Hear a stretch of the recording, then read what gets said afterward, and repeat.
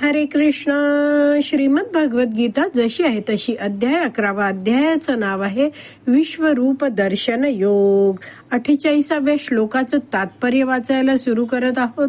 त्याआधी श्रील प्रभुपादांना प्रार्थना करूया.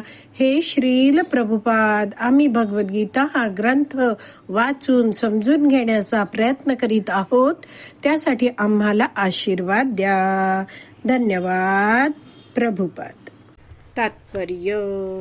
या संदर्भात दिव्य दृष्टी म्हणजे काय हे स्पष्टपणे जाणून घेतले पाहिजे. तर इथे समजवलं आहे अगदी पहिल्या पॅरेग्राफ मध्ये श्रील प्रभुपादांनी की कोणाला दिव्य दृष्टी प्राप्त होऊ शकते, कोण अर्जुनाप्रमाणे भगवंतांना पाहू शकतो, हे सगळं आता आपण या पॅरेग्राफ मध्ये जाणून घेणार आहोत. तर श्रील प्रभुपाद पुढे लिहित आहेत, तर ही दिव्य दृष्टी कोणाला असू शकते. दिव्य म्हणजे दैवी होय.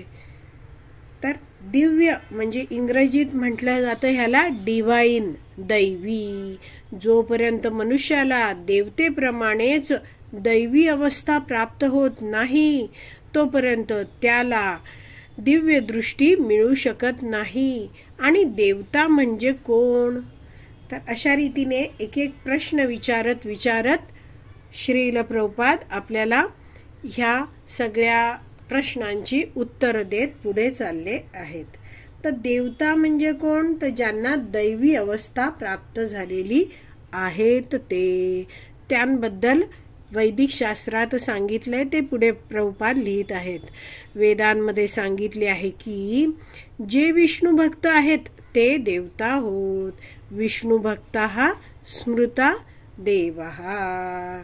तर जे भगवंतांचे भक्त आहेत त्यांना देवता किंवा सूर म्हटलं जातं. आणखीन एक वाक्य आहे, आसुरस्य विपर्ययः.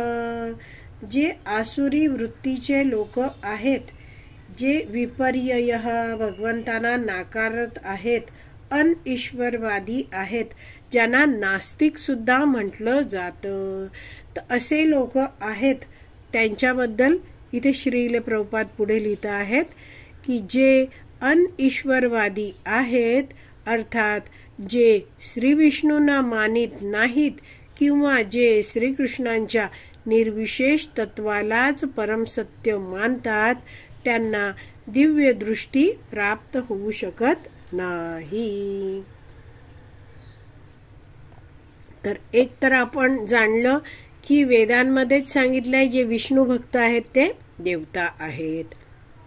आणि वेदांमध्येच सांगितलं आहे की जी लोक भगवान श्री विष्णूंना मानत नाहीयेत किंवा जे श्रीकृष्णांच्या निर्विशेष तत्वाला परम सत्य मानत आहेत त्यांना दिव्य दृष्टी प्राप्त होऊ शकत नाही. तर हा मुद्दा आहे तो आपण नीटपणे जाणून घेऊया. तर इथे दिलं आहे बघा, अनईश्वरवादी. अनईश्वरवादी म्हणजे त्यांचा ईश्वरावर विश्वास नाही असे लोक. जे काय म्हणत आहेत त्यांना नास्तिक पण म्हटलं जातं. ते काय म्हणतात, न अस्ति भगवान. ते भगवंतांच्या अस्तित्वाला, उपस्थितीला नाकारतात. आणि भगवंतांनी जे वैदिक शास्त्र दिलेलं आहे त्यावर सुद्धा त्यांची श्रद्धा नसते. तर असे लोक आहेत ते श्रीकृष्णांच्या निर्विशेष तत्वालाच परमसत्य मानतात. म्हणजे काय, तर भगवान श्रीकृष्ण आहेत ते आध्यात्मिक जगतात गोलोक वृंदावन इथे निवास करतात. आपल्या पार्षदांबरोबर भगवंत तिथे सवंगड्यांबरोबर भक्तांबरोबर राहतात आणि नित्य लीला भगवंत करत असतात.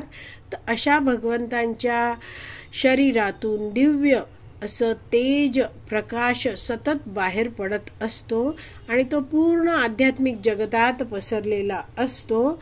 तर त्या प्रकाशाला, त्या ज्योतीला निर्विशेष ब्रह्म असं म्हटलं जातं किंवा निराकार ब्रह्म किंवा ब्रह्मज्योती सुद्धा म्हटलं जातं. प्रकाश आहे, त्या प्रकाशाला कोणताही आकार नसतो. प्रकाश हा सगळीकडे पसरलेला असतो आणि म्हणून म्हटलं जातं तो निराकार आहे, त्याला आकार नाहीये, विशिष्ट असं काही रूप नाहीये, तर त्याला म्हटलं जातं निर्विशेष निराकार. तर अशी लोक आहेत जे भगवंतांना मानत नाहीयेत, मग ते काय म्हणत आहेत की ही जी ब्रह्मज्योती आहे म्हणजेच भगवंतांचं जे निर्विशेष तत्व आहे त्यालाच ते सर्वश्रेष्ठ मानतात, परमसत्य मानतात. तर असे जे भगवंतांना नाकारणारे व्यक्ती आहेत त्यांना दिव्य दृष्टी प्राप्त होऊ शकत नाही, एवढं आपण जाणलेलं आहे. तर असे लोक आहेत त्यांना वाटतं की आम्ही खूप श्रेष्ठ आहोत, मात्र कसे आहेत हे लोक आहेत ते त्यांना दिव्य सृष्टी काही प्राप्त होऊ शकत नाही, कारण ते कधीच भगवंतांची भक्ती सुद्धा करत नाही, भगवंतांचं अस्तित्व स्वीकारत नाहीत. श्रीकृष्णांची निंदा करावयाची आणि त्याचबरोबर दिव्य दृष्टीचीही अपेक्षा करावी हे शक्य नाही. तर अनेकदा हे जे असे भगवान श्रीकृष्णांना न मानणारी लोक जी आहेत ते म्हणतात आम्ही सुद्धा विश्वरूप पाहिलं आहे. पण आपण जाणावं की हे लोक आहेत ते काय आहेत, असत्य बोलता आहेत. का?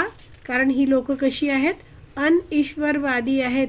ते भगवंतांनाच मानत नाहीत, ते भगवंतांची कधीच सेवा करत नाहीत, त्यामुळे त्यांना दिव्य दृष्टीही प्राप्त होऊ शकत नाही आणि दिव्य दृष्टीशिवाय कुणीही हे विश्वरूप पाहू शकत नाही, एवढं आपल्याला कळलं. तर असे लोक आहेत ते श्रीकृष्णांची निंदा करतात आणि त्याबरोबरच काय आहे, दिव्य दृष्टीची अपेक्षा करतात, पण हे काही शक्य नाही. जोपर्यंत मनुष्य दिव्य होत नाही तोपर्यंत त्याला दिव्य दृष्टीही प्राप्त होऊ शकत नाही. तर भगवान श्रीकृष्णांची भक्ती करूनच व्यक्ती दिव्य बनू शकते. पुढे वाचते आहे. दुसऱ्या शब्दात सांगायचे तर ज्यांना दिव्य दृष्टी प्राप्त झाली आहे ते सुद्धा अर्जुनाप्रमाणेच पाहू शकतात.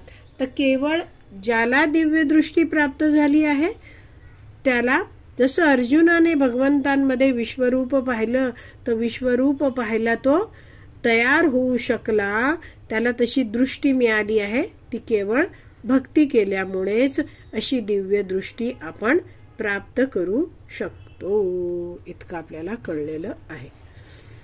आज आपली विराम द्यायची वेळ झाली आहे. आज आपण इथेच विराम देऊया. श्रीमद भगवत गीता की जय. श्रील प्रभुपाद की जय. हरी बोल.